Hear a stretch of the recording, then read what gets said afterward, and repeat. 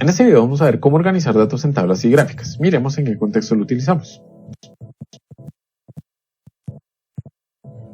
La mayoría de situaciones que implica población y características de la misma se pueden modelar y graficar de diferentes formas que nos permiten analizar los datos desde diferentes perspectivas.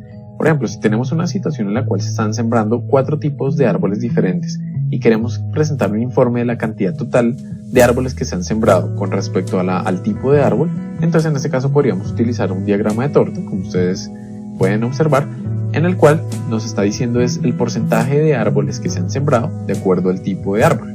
Entonces, esta es una manera de representar esa información.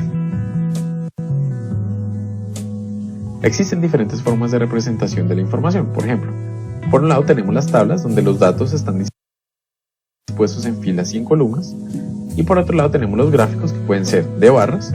Podemos representar datos tanto cualitativos como cuantitativos, donde podemos comparar 2 o más valores, y por sectores, en los cuales los datos se representan por sectores de un círculo y generalmente hace referencia a un porcentaje.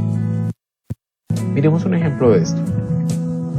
Se desea organizar la información del número de estudiantes que están cursando una carrera en una universidad pública hasta 7º semestre, teniendo en cuenta como criterio el sexo. Entonces, si tenemos esta información, ¿qué podríamos hacer? Pues, en este caso, como lo que estamos haciendo o lo que queremos es organizar la información, entonces podemos utilizar una tabla. Entonces en la tabla podríamos decir, bueno, en una columna va a ir el semestre, en otra columna van a ir los hombres y en otra columna van a ir las mujeres, ya que el criterio para la organización es el sexo.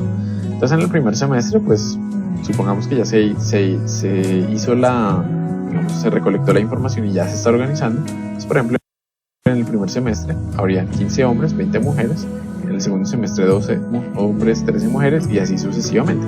Esa es una forma de representar la información pues de acuerdo a unos criterios específicos. En este caso, ¿qué estamos usando? Pues estamos usando una tabla para representar y organizar la información. Miremos otro ejemplo. Se desea conocer la intención de voto en las elecciones presidenciales para las elecciones 2012 en un aula de clase de la UNAM. Para esto se tiene en cuenta lo siguiente. Primero, se recolecta el número de estudiantes y candidatos elegibles en las elecciones. Cantidad de estudiantes en ese caso sería igual a 30 y cantidad de candidatos igual a 4. Segundo, se realiza la encuesta sobre la preferencia de los candidatos. Y tercero, se distribuye y grafica la información obtenida en una tabla y en un diagrama respectivamente para observar la intención de voto. Entonces, en este caso vamos a usar 2 representaciones. En la primera usamos una tabla. Por ejemplo, en esta tabla lo que estamos diciendo es, para cada uno de los candidatos, entonces hay una intención de votos de acuerdo a la encuesta realizada. En este caso, pues la primera va a tener 5, el segundo va a tener 18, el tercero 6 y el cuarto 1. En total, pues eso nos va a dar 30 estudiantes. Si eso lo graficamos o lo representamos gráficamente en un diagrama de barras, pues tendríamos algo como lo siguiente.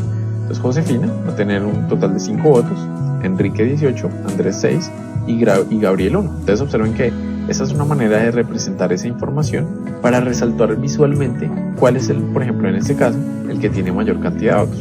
Entonces, como ustedes se dan cuenta, pues Enrique es en este caso el que tiene mayor cantidad de votos de acuerdo a la encuesta realizada.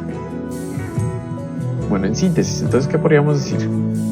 Para representar la información existen diversas formas, uno que es en tablas y otro que es en gráficos. Esa forma de representación nos permite organizar la información y esa organización de la información se hace a través de unos criterios especificados.